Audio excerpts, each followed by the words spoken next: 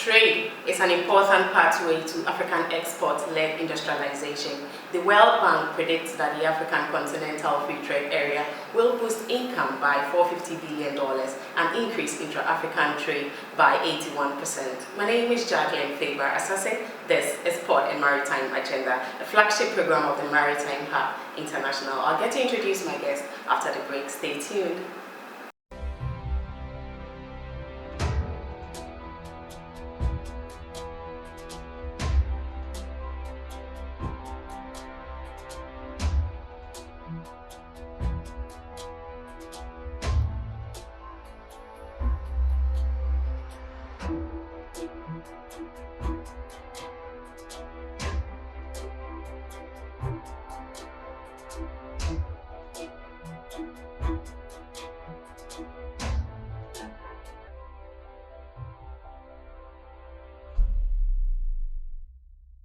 Welcome back from that very quick break. If you just joined us, this is Port and Maritime Agenda, where we engage you or talk to you about port and maritime related issues. He is a seasoned industry player when it comes to trade facilitation and advocacy. He's also the president of Borderless Alliance and executive director of Tazan Enterprise Limited. It's always a pleasure and an honor having him grace our program segment. Mr. Ziad Hamoui is my guest today on Port and Maritime Agenda. Hello, Mr. Ziad. Hello. Good to see you again. Good to see you again. It's been almost 2 years now. Yeah, you're always welcome here, and especially on such a special day. So before we start, I want to wish you a happy International Women's Day. Thank you. You know that we are in an industry which is very male-dominated, and that's why it fills me with happiness to see how we are pushing and driving in this industry and creating visibility, hopefully, for the future women entrepreneurs and logisticians. Thank you. It's always a pleasure. Thanks so much for receiving us. You're welcome. How is everything? How has we are almost in the third quarter of the year. You see, time is flying. Faring? Time is just flying, right? It's a serious one. And you look at the uncertainty all around you, not just in Ghana, not just in West Africa and beyond, and then you say, this is a special year in several dimensions. One of them is that it's not a year of expansion. It's not a year of prosperity. However, it is also a year of opportunities, because always when there are challenges, there are opportunities, and those who are ready for the opportunities can find ways to seize these opportunities as we move on. But definitely a year to be very cautious, but also to be cautiously optimistic about how things go. Oh, excellent. So to kickstart with the conversation, to broaden the minds of our audience, our viewers who have keen interest when it comes to trade and shipping, among others, what would you say is cross-border shipping or movement? All right, that's a very broad question, and so we'll try to break it down a little bit into the simplest possible. Of course, cross-border trade is part of international trade, and in this case, when you have an agreement between a buyer and the seller who are in different countries, and they agree, and in this case, let us narrow it down to the trade in goods. Let's leave the services on the side. Goods, physical goods, whether cars or fertilizer or food or medicine or equipment, whatever it is. So a buyer in one country agrees with a seller in one country on the terms of the sale. There's a contract, and then there's a way to deliver the goods, and they both agree depending on some international commercial terms. And in this case, the most universal way to trade is using the international commercial terms, or Incoterms, as everybody knows. And these decide the obligations of the buyer and the seller, and the collection point, and the responsibility with regards to the risk associated with trade, because trade is a risk, right? And so this decides that the goods are going to move from one country, then cross the borders, sometimes multiple borders, before arriving to the next border. And it becomes an international trade agreement when the goods will cross international borders. Now, keep in mind that not all trade is international trade. Okay. So in some cases, your trade can be inside a country and doesn't go from one side to the other. In this case, you don't need to have international contractual obligations, but you need to have an agreement, a sales agreement between the buyer and the seller, And you still have to agree that the goods will have to move from one point to the other, and where you are collecting, and who is doing what, and who is delivering. So all of these are into play. And when it is an international agreement and crosses borders, that is where things become a little bit tricky, because now you have sets of national laws in the various countries of destination and then in the countries of transit.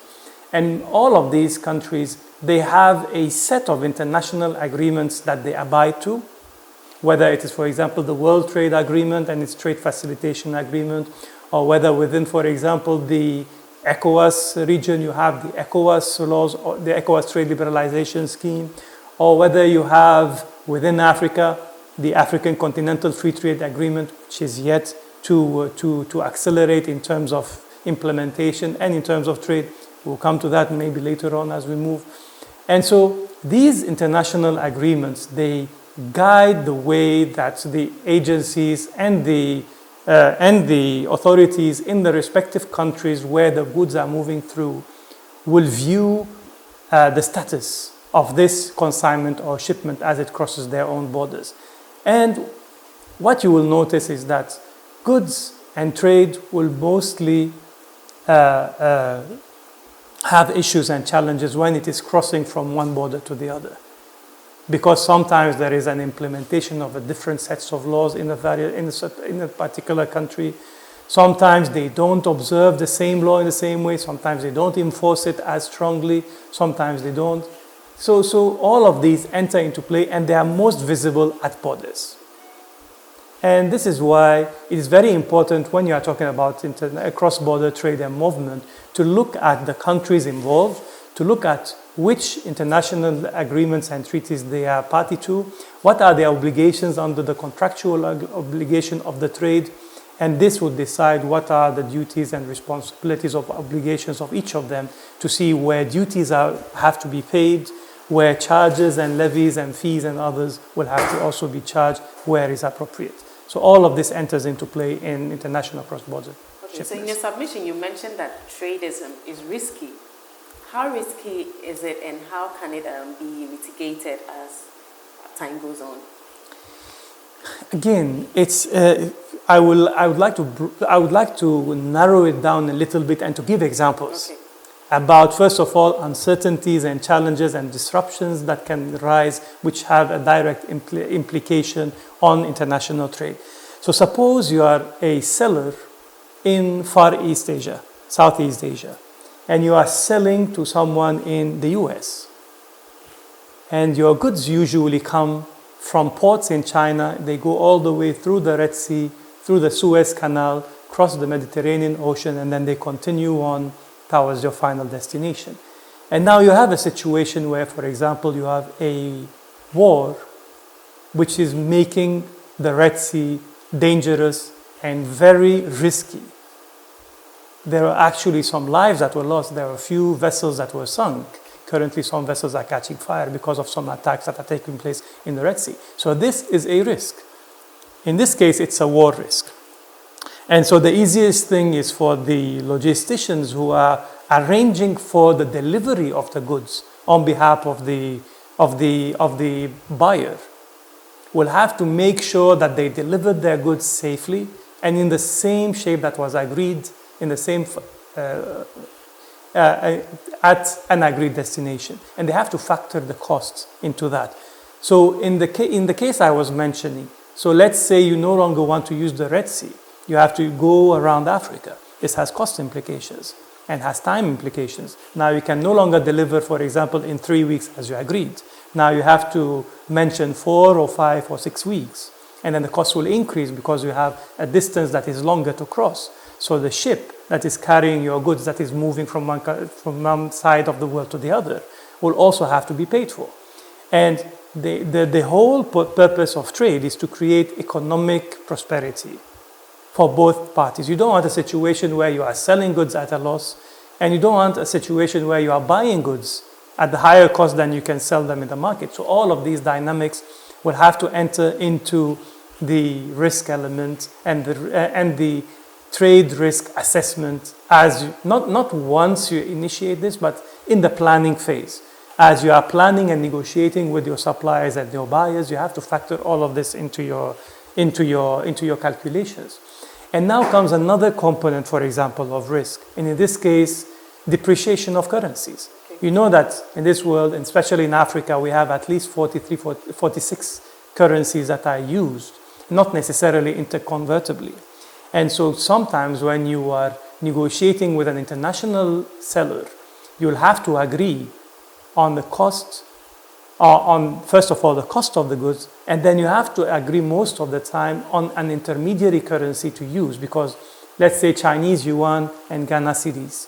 These currencies, you cannot convert them at a fixed rate between the two countries, but the rates are determined by the third-party currency in which you are using. For example, if you want to buy from China, most likely you will send the money in dollars, and then so you have to convert your Chinese yuans into US dollars at a cost, and then you have to convert your US dollars to a Ghana cedi at a cost, and then you have, and this creates a financial transaction cost, the initial one. But then you have depreciation because currencies fluctuate. And in our case, for example, in Ghana, the currency has been weakening consistently for the past few months at different rates, notwithstanding. But still, today, what is it? Is it about 13 point something at the Forex bureaus, and the Bank of Ghana is 12.53 on average. So there's a lot of risk associated with the financial element and the transactional elements of your trade. And these are just excerpts of what are the risks that needs to be preempted during the design phase before you engage into your contractual agreement to buy or to sell. And this also applies from the China side. So if you were doing logistics in a certain way with certain suppliers through a certain route, and now for some reason you can no longer find these containers because, for example, let's say during COVID, containers were taking much longer to offload because of the inability to handle the containers, because the operators are no longer there, because there are certain restrictions in the numbers and the times and the days that they can work in. So all of these are risks that needs to be taken into consideration and then mitigated to the best of the ability of the parties in order to make sure that this trade transaction eventually creates more benefit to both parties involved. Interesting. At the just ended African Prosperity Dialogue, few months ago, as a country, let's take Ghana for instance, are we on the right course in promoting intra-African trade? I mean, Ghana has a big interest and a stake in leading on increasing its intra-African trade for several reasons, not least of which, for example, is that we are hosting the Secretariat of the African Continental Free Trade Agreement.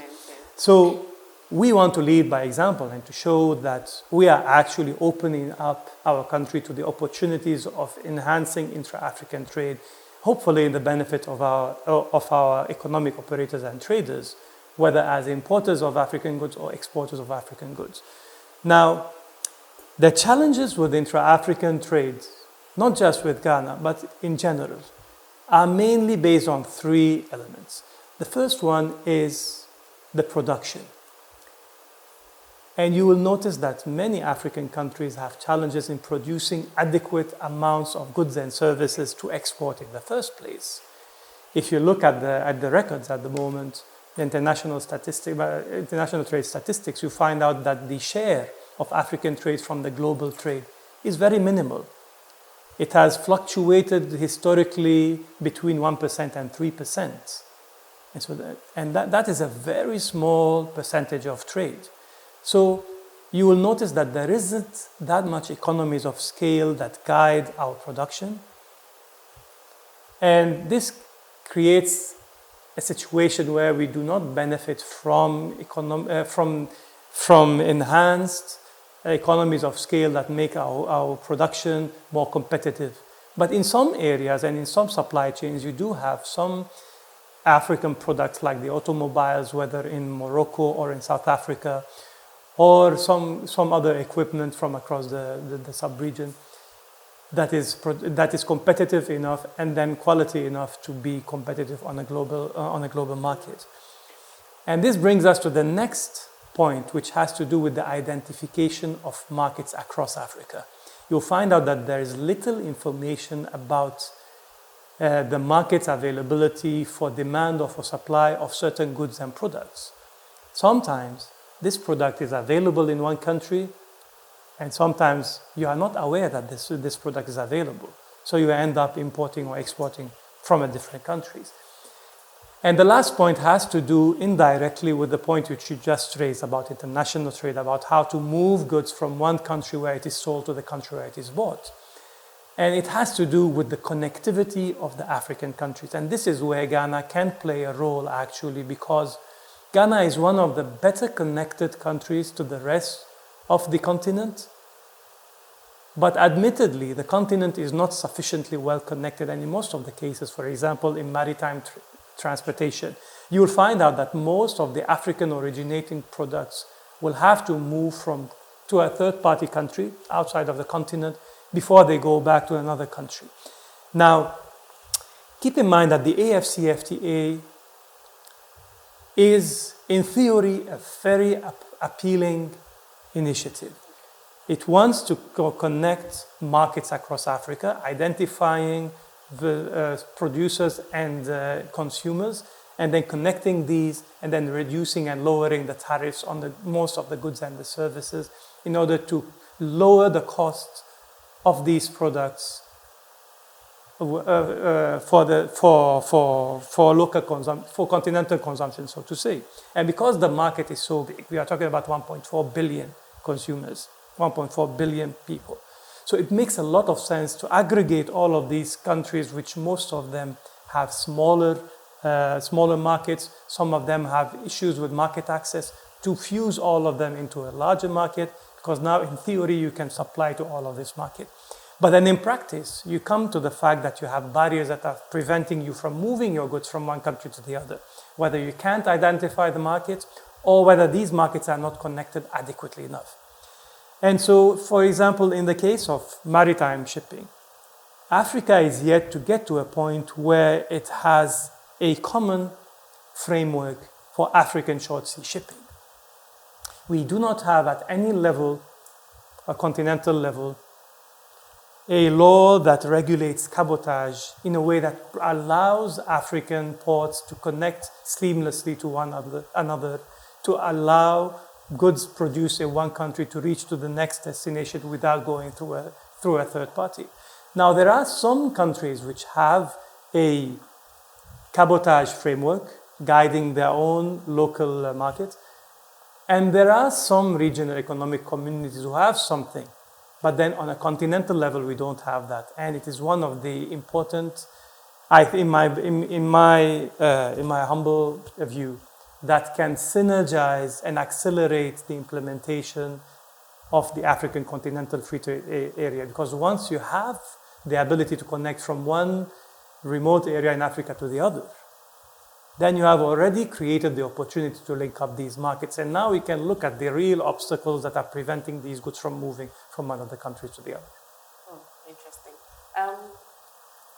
I know government has a role to play in encouraging intra-African trade, because at the end of the day, they are the policy makers. And then how do we get them to get involved in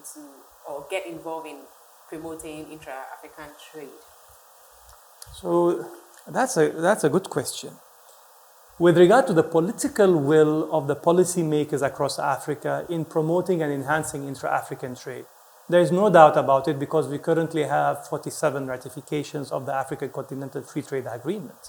So at the highest level, the leadership of the African countries believes that they need to push and drive the agenda of intra-African trade for the interests of the continent and for the interests of its local consumers.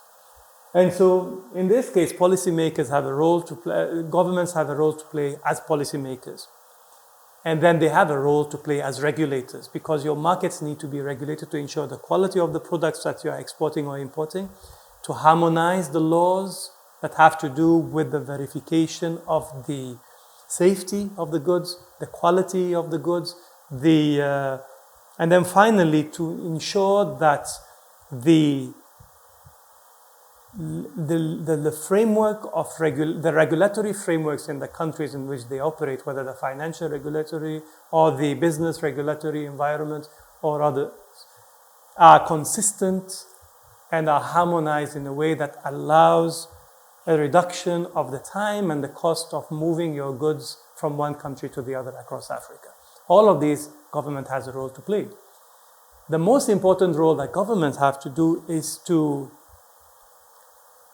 generate buy-in from the economic operators and the traders who are actually the implementers of these laws, because they are the policy takers, right? So it doesn't take only policy makers to come up with regulatory frameworks. There needs to be this dialogue between those who are taking the policy and using it and those who are shaping the policies. And this is why policy dialogue platforms such as Borderless Alliance comes in handy, because we will come and say that, look, there are some areas and challenges where the private sector does not feel adequately involved, whether in terms of prior consultation, or in terms of complaints, or with the enforcement or the implementation of some of the regulations, or whether it has to do with determining the challenges and then tackling the challenges in such a way that they have less hassle when they are clearing their goods in import or export or transit. All of these, there are roles to play for government, but also to involve private sector participation in both in policy making and also in policy taking. So all of these are the roles of governments to lead and to bring along the buy-in from their constituents, in this case, which is the economic operators and the traders. And remember that everyone at the end of the day is a consumer. So whether you are a policymaker or a policy taker, you are at the end of the day a consumer who gets affected by the cost of doing business in your country and the cost of trade in your country. And it will be reflected at the markets when you enter a store or when you go to the markets and you find out that for some inexplicable reasons, you have some of the goods in the country and it costs you much, much more to bring them inland from the areas of production to the areas of consumption than it is to import them from some faraway country coming all the way to your country. This is Port and Maritime Agenda. We're taking a quick break. We'll be right back.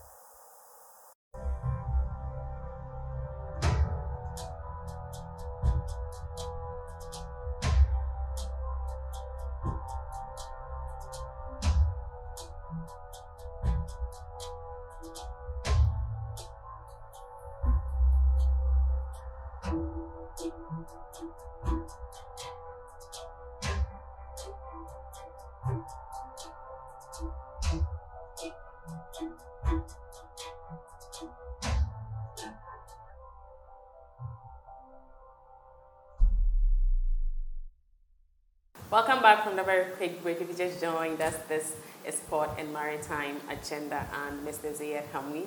He is our guest today on this segment. So, Mr. Ziad, before the break, I had wanted to ask a question. One key issue hindering trade facilitation are too many checkpoints on our corridors. Why do we have too many checkpoints, and then how can we reduce them in order to have swift movement of goods and people? Yeah. That's a very good question, and thank you for asking it. One of the reasons we have so many checkpoints is because, whether we like to admit it or not, we live in a very volatile area in the world where there is a constant threat to the security of the countries coming from the Sahelian areas and beyond. But also internally, there are some cases where there have been attempts to smuggling, diversion of some of the goods that are coming to the country. So hence the justification for the setup of multiple checkpoints. Now, while we, for example, as a regional advocacy group, as Borderless Alliance, acknowledge the need to have the checkpoints, where we diverge is where many of these checkpoints degenerate into points for extorting illicit fees from economic operators and traders and people in general, especially carrying commercial goods, especially perishable and time-sensitive commercial goods. So while we do not dispute the need to verify and to have security checks, but there are many of the questions and the interactions and the dynamics at many of the checkpoints, not just in Ghana, but across many other countries, where the law enforcement agents are the ones who are creating opportunities for negotiating and for extorting illicit fees that are changing hands. So we think that it's not about reducing the number of checkpoints or increasing the number of checkpoints to increase or maintain security. It is about holding in check the integrity and the behavior of the uniformed agencies who are manning these checkpoints and making sure that they know their duties and obligations, and that at the same time, on the other hand, for the users of the roads, the economic operators and the traders, to know what their obligations are. Because even though, for example, we are called borderless, it doesn't mean that you have to have free, unbound, and movement across the area. It means you have to abide by the rules and the regulations in the countries in which you are trading or engaging in business activity. So you need to make sure that, for example, your roads worthiness, your driving license, your commercial cargo, all has the right documentation, and that you are driving in a way that is consistent with the laws of the countries in which you are moving. And in this case, you are entitled for support and for assistance because you are being harassed needlessly, or you are being extorted, or that you are being requested to pay illicit fees into the hands of the uniformed authorities. So it is two-way. There needs to be more vigilance on behalf of the economic operators and the traders and the drivers in general to keep their documentation in check and to abide by the rules and regulations of the countries in exchange for a facilitation of their journey as they are moving across the region on their economic activity. So I agree there are too many checkpoints, but there are also too many people who do not respect the laws and the regulations of the countries in which they are. So they give the excuse for people who set up their checkpoints to uphold security to degenerate into some different purposes. And this becomes an economically profitable venture. There are some areas that have more checkpoints than others. Coincidentally, in the areas that we call the hotspots in the countries, there's an area between Kintampo and Techiman, which is well known and notorious for being an area where armed robbers' activity abide. But then again, you have so many checkpoints that, irrespective of the armed robbery, are also engaged in their own things in that area. So I think there's justification for the numbers, for some of the numbers of the checkpoints, but at the same time, the behavior needs to be controlled somehow. And it has to be a collaborative effort, because you cannot expect a professional, uniformed authority to be capable of processing this internally by itself. You need to have this kind of engagement between people who complain and between people who actually investigate. So this is what I think is the way forward in order to discuss how to move forward on maintaining the security, but at the same time to maintaining the professionalism and the integrity of the officers who are manning these checkpoints. But when a cargo moves from a country of origin to the destination, definitely you go through all these checkpoints. And is it the same procedure when you get to a particular checkpoint? Okay, they've checked your goods, the tons you are carrying and things. And then you get to the next checkpoint. It's the same procedure you go through. So sometimes when you cross borders, there are different authorities who have different ways of going about it. In Ghana, for example, your checkpoints might either be customs checkpoints or police checkpoints, or sometimes there are third parties that also have their own checkpoints, like in the districts. They sometimes have their own checkpoint just to maintain the sanity of the, or to generate some kind of revenue from crossing through their territories. Irrespective, the procedure in Ghana is slightly different than other countries within the sub-region, because in Ghana, police always ends up threatening either the locals or the third parties of going to court. So they can process you to court, right? And in this, so from this perspective, it is slightly different. And one of the problems with determining the best strategy to ensure that the authorities do not have, let's say, an upper hand in extorting illicit fees from economic operators is by not requiring to request the driver's identification uphand before knowing why exactly are you being stopped for. In Ghana, you know they will stop you, and then they will ask you for your identification. And then you will find out that for some reason, this is why you are being stopped in the country, you know? And this doesn't sound like the right thing to do.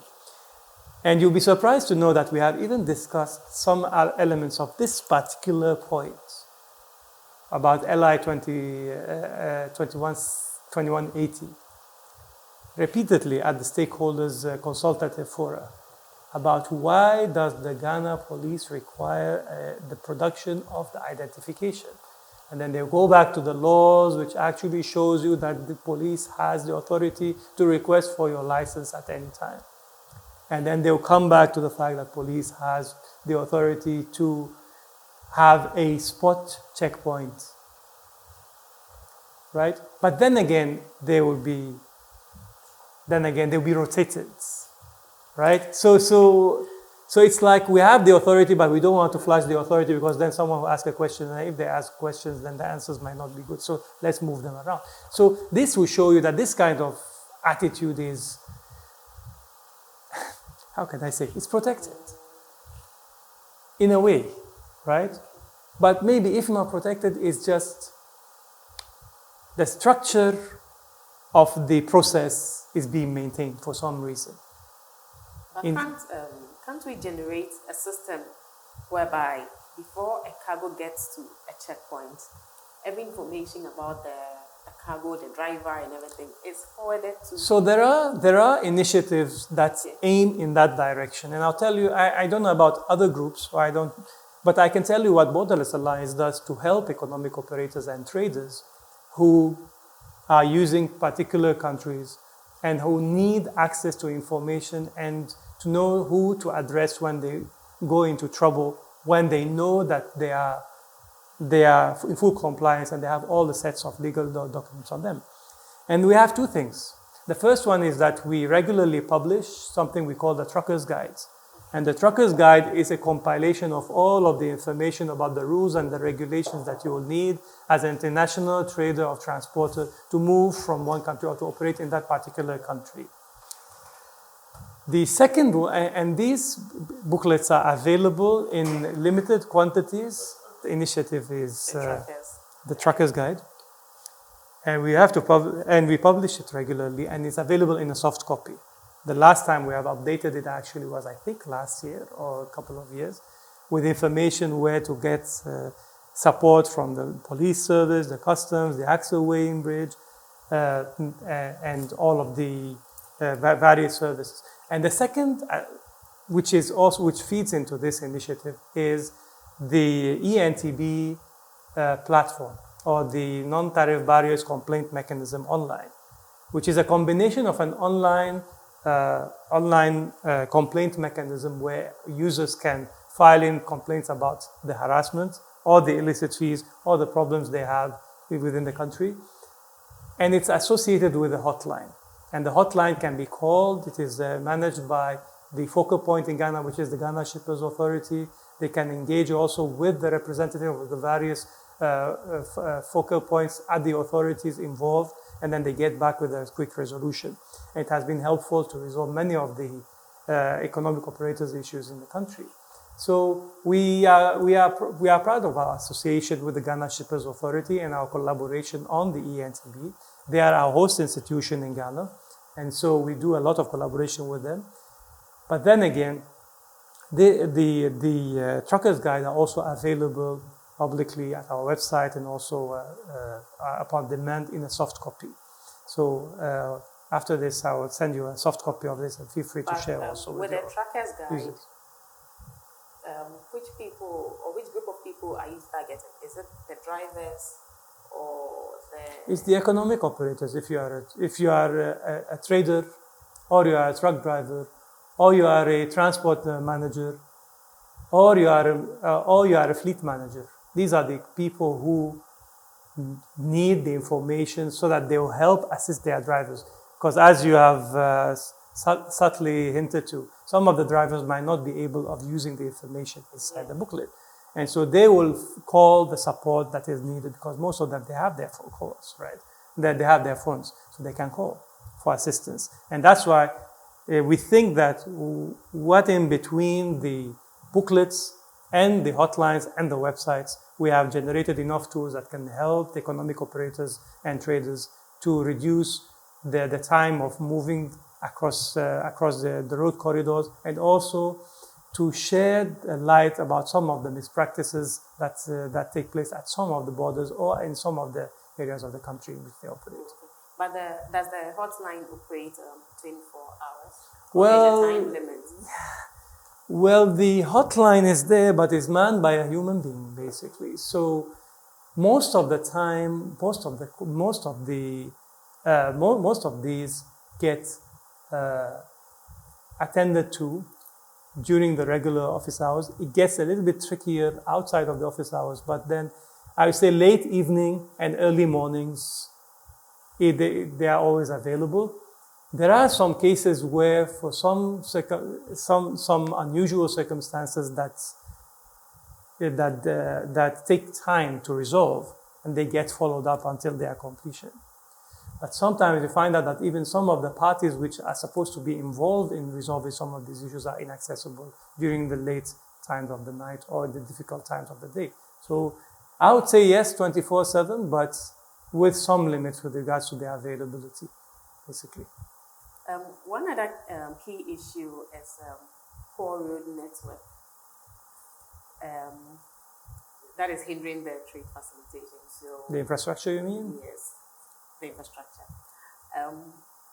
I think we are just waiting for governments to come in to help, to assist, especially to construct the roads. But waiting for government to do that, what can we do as the operators? Because we use the road often. What can we do? How do we collaborate with government to be able to construct these roads and then have free movement of the goods as early as possible than to wait for government intervention? The problem with the logistics is a very difficult one. With the logistics infrastructure is a difficult one, because that is one point that is very resource intensive. That is something that is not part of an advocacy. You cannot actually advocate to spend more on infrastructure, because governments can just say that they are short on resources. What do they do? Now, it is a fact that the infrastructure across the continent, not just in Ghana, are very deficient, especially when it has to do with cross-border trade. Some of the infrastructure sometimes at the borders themselves, where the trade is being processed to cross borders, is not up to what is required. In some borders you have joint border posts. In some borders you can't even find a trucking yard for the trucks which are staying overnight and waiting. And in some areas the roads doesn't actually cross into the other side of the road, especially some of the newly reconstructed parts of the roads. And so it is an issue, and it affects both the cost of trade and the cost of transportation. There can be initiatives to help foster public-private partnerships when it has to do with road development and construction. But then the most important aspect of it is the accountability and then finding the resources in order to build, operate, and maintain these networks. Because if you build it and you don't maintain it well, then they will degenerate. And now to find the money to rebuild it is another use. So where do you find the money to refinance development? And then when you use it abusively, when the loads on the roads are not respected in the various countries, and then you deteriorate it much faster rates. What do you do? How do you punish? How do you mobilize the revenues that will allow you to rebuild, operate, and maintain it at the best level possible? And then maybe here we can mention the fact that some of the roads have to be monitored with regard to the quality of the building, so that they can be liable to a certain standard that they have been contracted to build. And that is a process that is completely within the responsibility of the governments and agencies and the public procurement authorities in the respective countries where they move. The fact of the matter is that roads is finance intensive, resource intensive, and to mobilize the resources to build these remains a challenge. But I think we have some individuals or institutions may be able to fund the construction of the roads. In all cases, whether they are individuals or organizations or consortia, in all cases, there is a due process to follow with regards to the awarding of a contract for the building of a public road. Because it's a public road, it's not a private road, right? Yeah. If it's a public road, then the construction and development of this road will have to fall under certain rules and regulations by a public authority. You have the awarding party, you have the monitoring party, and then you have the quality insurance party, right? All of these will have to be part of the process which allows any group of individuals to be awarded a certain contract. In best practices, usually you have a way where you can select the best bid. And so the bidding process is also subject to quality assessment, so that you will review what are the bids for building a certain part of the road. And then to subject this to scrutiny, and then to decide by a process that this is the best bid in the interest of the country, and then you move forward. But for some reason, public procurement contracts are one of the Achilles heel of many countries and many governments across the continent. Because this particular, I think, subject matter is, I have keen interest in it. I just want to ask another question. I think that trade, importing, exporting, it all generates revenue to the country or to government. So why won't we take it as a key priority to be able to construct this road than we'd have to go through all this process? Because I know all this process are outlined already. What you are saying makes sense. However, you forget something important, that the economic activity generates wealth for private entities. Roads and infrastructure are public infrastructure, publicly owned. So they are for the use of everyone. And so the cost allocation, the mobilization of the revenue, and the usage is public and accessible. So these are two areas that can complement each other, but you cannot subcontract a public road to a private entity and subject it to a private usage. As long as you have the processes that allows you to, then you should be for. Wow. So as a country, how can we build a resilient supply chain? Before answering that question, I'm sure someone might be wondering what at all is even a supply chain in simple terms. Would like you to... Hey, that one there is another 1 hour. 1 hour.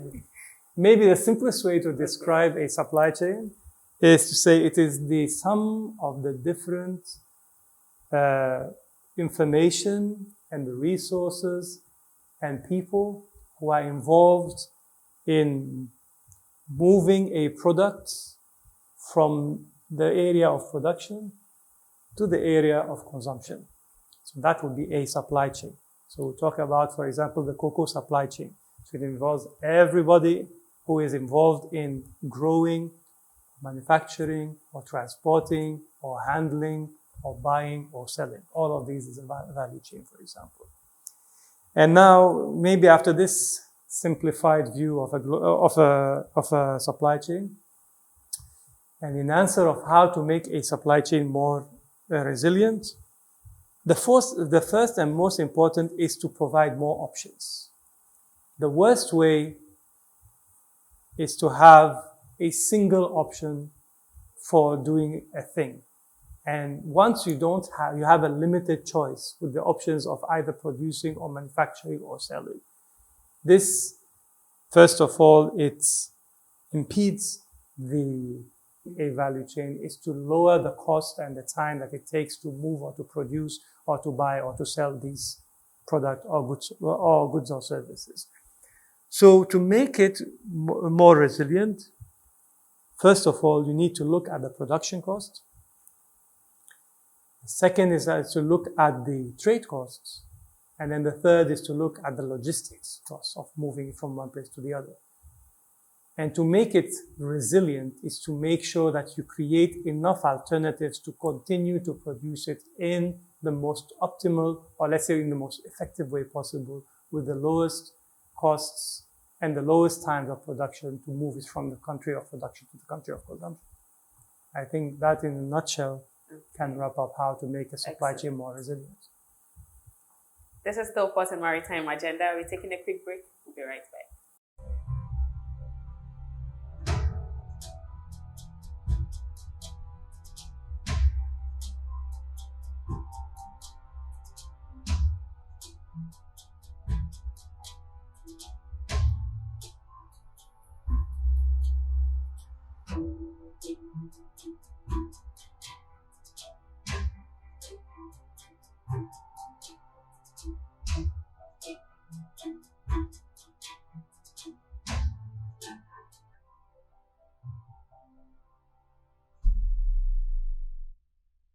Welcome back from the very quick break. If you just joined us, this is still Port and Maritime Agenda. As mentioned earlier, Mr. Ziad Hamoui, he is our guest on this particular segment. Mr. Ziad, can we have a free port enclave as a country? So let's take Ghana, for instance. Can we have a free port enclave? In theory, you can. It's just about drafting the regulatory framework that allows you. In theory, you can. In theory, you can. Okay. And the reason I'm saying that is because there was such an idea a while ago about creating something similar in an area in Ghana called Atwabo, if you remember. At the time, after the idea of Atwabo came up, it seems to have been kept on the shelf somewhere. And now I'm told that the idea, not necessarily in Atwabo, but the idea of having a free port has resurfaced. And I think in theory it is possible because Ghana is a country that is rich in resources, and it is a coastal country, and it is well suitably located within West Africa and even within Africa to add value at least to the resources it has, maybe sometimes even to the resources imported from outside. Because look at countries, for example, like Singapore, which have nothing but geographic proximity to China as their assets. And they're an island, and they're a tiny island. And look at where they have become now, even though they have no resources whatsoever, except for human resource and for geographic endowment, if you want to call it like that. So what prevents a country like Ghana from drafting a regulatory framework that allows us to unlock the potential of the resources which we have, to transform them into some useful added value products, and then to export all of these products all across the world? So there's a possibility. There is a possibility, however, there's a catch.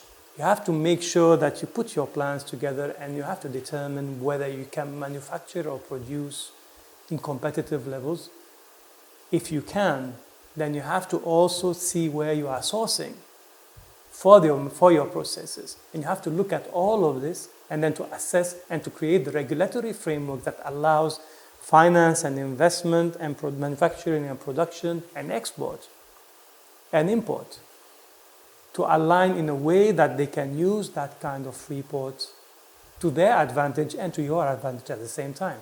Now, it sounds easier said than done. This is a lot of work because you have to look at the rules and the regulations and the business environment of the country in which you are applying all of this. And you have to look at what do people who are investing in this facility want. They might be looking at a different set of criterion to make it worthwhile to come and invest in this particular area, not to go somewhere else in the world. Are you getting me? Yeah. So, because we have a free zone, we have special economic zones, and now we are coming with a free port. So what is the free port going to add value into? It has to be complementary to what you have.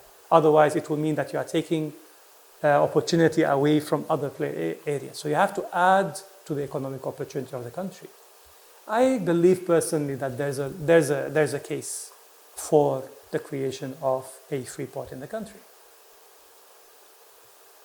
But it has to be tied into a logistics enclave and a manufacturing hub.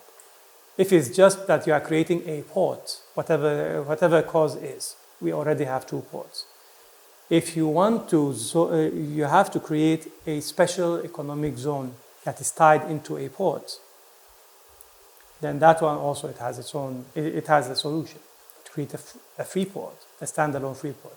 You have to look very carefully into the rules, the regulations, and to assess how to make it desirable for the people who are ready and prepared to finance and invest into it. So coming to digital trade, technology has no barriers, and a distinctive example is the e-commerce. How do we embrace digital trade and then also empower women in trade? I think that's a very good question, actually. And it so happens that you've asked the question on International Women's Day.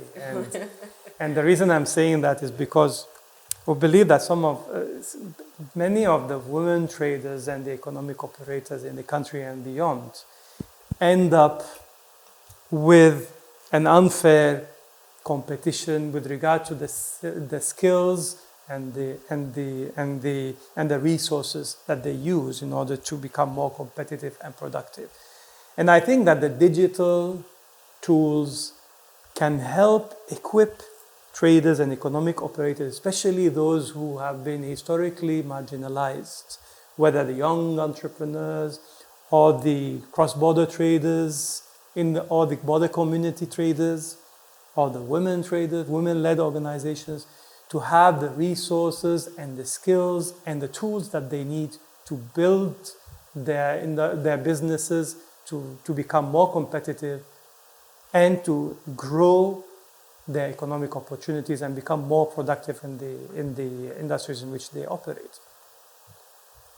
Wrapping up the conversation, because time is really not on our side. I think your just annual regional conference was on the theme strengthening agricultural regional value chains to compete in global markets. For the sake of our audience, we would like you to just throw more light on that. And what measures are you putting to achieve these? I don't know whether it's a vision or you let me put it that way, to achieve the above that I've just mentioned.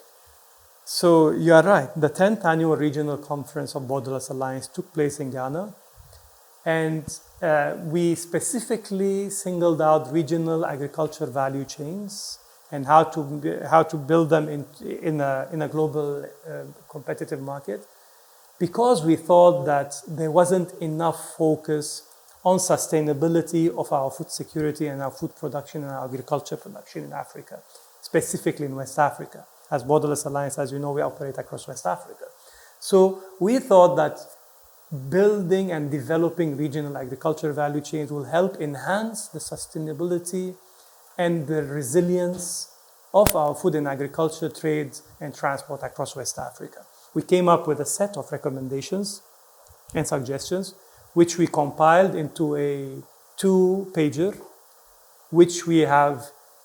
We are in the process of implementing and on driving across, which will be fed with our contributions from last October's event, will be distilled into a list of recommendations by the private sector to be sent to the 33rd African Regional Conference of the UN Food and Agriculture Organization, which is taking place in Rabat next month.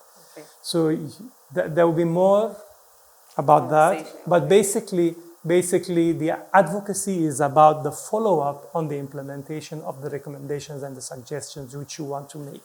And in the case of the 10th Annual Regional Conference, we've decided to focus on the logistics aspects of the agriculture and food trade.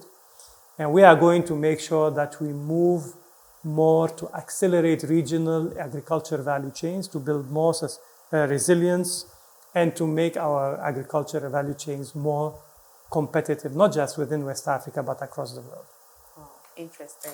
So I have in my hand a handbook. This is addressing the trade facilitation challenge in the context of the African Continental Free Trade Area, views from West Africa. So this is a compilation from, okay. This particular submission is from last year to UNECA, and it is currently available on their website. It has been accepted by them.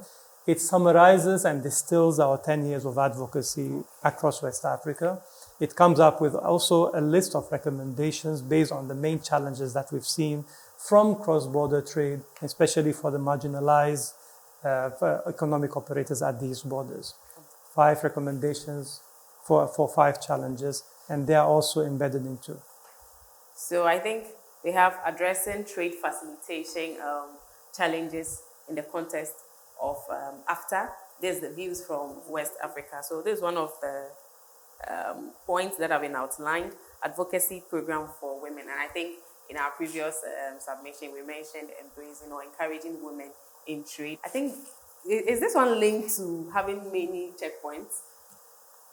Not necessarily, but when you are at the border and it's a remote area and you are looking for what kind of information you need to cross the border with your trade and with your own goods and with your vehicles, you find out that it's difficult to find a single entry point to find all of these information. Sometimes the complaints are also an issue. So these are some of the highlights that we have made based on our many trips across the corridors, through our caravans, through our fact-finding missions. And they are nicely summarized. It's a small 7-pager document, very easy to read, very exhaustive, but very concise also at the same time. This is an interesting summary. This is an interesting summary that Mr. Ziad and his team have really put together.